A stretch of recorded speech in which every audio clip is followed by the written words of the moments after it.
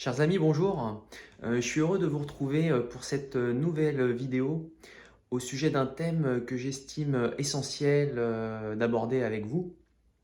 J'ai un ami, je le nommerai Marc, c'est un prénom que j'aime bien, qui est parfois sujet à de grosses angoisses, voire des paniques, qui lui gâchent la vie. Et je suis très sensible à ce type de problématique qui m'avait personnellement touché dans le passé. C'est beaucoup de souffrance. D'ailleurs, petite parenthèse, dans la vidéo 8 de la chaîne, vidéo témoignage, hein, je reviens en détail sur mon cas personnel et si ça vous intéresse, je vous invite à regarder cette vidéo. Et donc, il y a quelques jours, Marc m'appelle et me fait part de son état, de ses nouvelles angoisses qui se sont manifestées suite à un repas avec un ami dans un restaurant. Il m'explique que ce soir-là, il prend du chou farci avec de la viande et de la tomate. Il mange avec son ami et Marc remarque qu'il a un goût métallique de fer dans la bouche quand il mâche une feuille de chou bien cuite et qui avait, me semble-t-il, un peu fermenté. Et il a depuis toujours la phobie des maladies. Mais il n'arrive pas encore à comprendre comment cette phobie s'est construite chez lui dans le passé.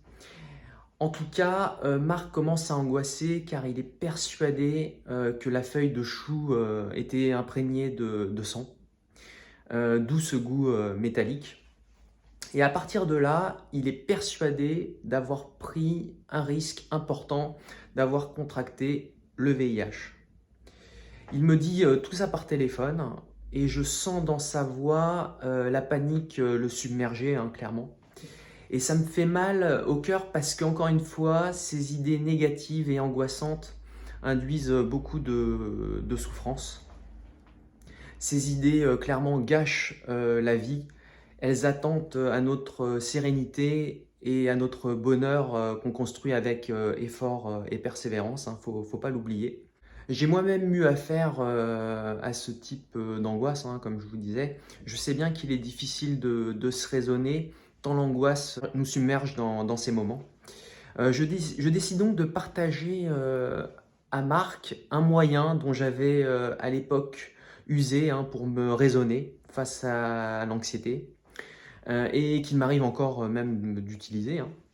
Et je propose à Marc donc de jouer à un jeu, à savoir de calculer ensemble la probabilité du risque qu'il pense avoir encouru. Donc on est toujours au téléphone, on prend chacun de notre côté une feuille de papier et un crayon, et on se met ensemble à calculer cette probabilité. Alors, premièrement, on a estimé la probabilité qu'il y avait bien du sang dans le plat à 1/5, soit 20%. Probabilité, à mon avis, fort élevée car il n'est pas très fréquent de se couper. Et si on se coupe, on jette ou on lave ensuite les feuilles de chou. Mais partons sur cette probabilité plutôt pénalisante de 1/5. Deuxièmement, ensuite, on a estimé la probabilité que la personne, celle qui s'était coupée, était porteuse du VIH et contaminante. Pour la calculer, on est parti du principe qu'il y avait 200 000 séropositifs en France sur une population de 60 millions de Français.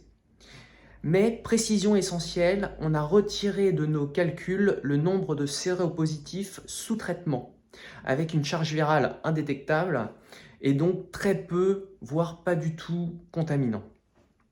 On est donc parti du principe que la moitié des personnes séropositives en France n'étaient pas sous traitement. Je pense que ce chiffre est quand même pénalisant. On a donc une probabilité que la personne qui s'était coupée était porteuse du virus et contaminante à 100 000 sur 60 millions, soit 1 sur 600. Et là, mon pote me dit, non Stan, on va considérer une probabilité plus sévère, soit de 1 sur 400. Et moi, je lui dis, bah ok, pas de problème. Troisièmement, dernier point, Enfin, la contamination n'étant pas systématique, on a estimé qu'il y avait contamination par le biais d'ingestion de cette feuille de chou imbibée de sang contaminé à 1/5, soit 20%. En fait, on s'est basé sur les statistiques de transmission du virus par allaitement qui seraient de l'ordre de 30% en l'absence de traitement de la mère et de l'enfant.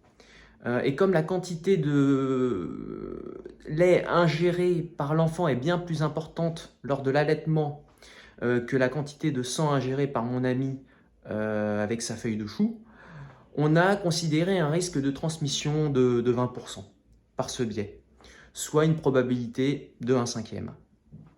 Marc est donc OK avec ces chiffres et me dit même qu'ils sont plutôt pénalisants. Donc ça lui va et en effet, ce sont des chiffres pénalisants qu'on considère ici.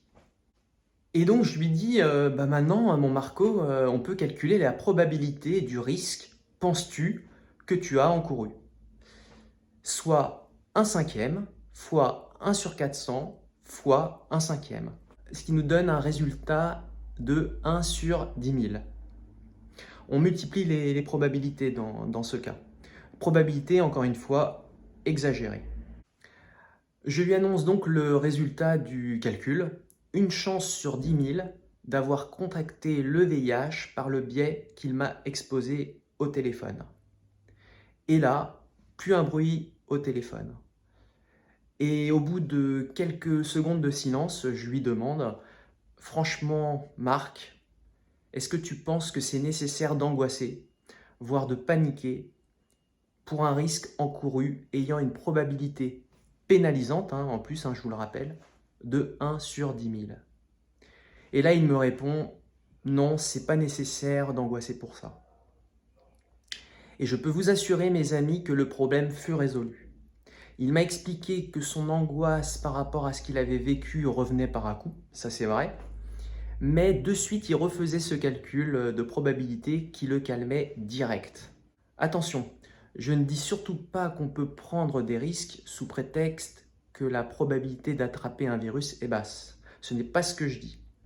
Je vous conseille de vous protéger, bien sûr, et de ne pas faire n'importe quoi.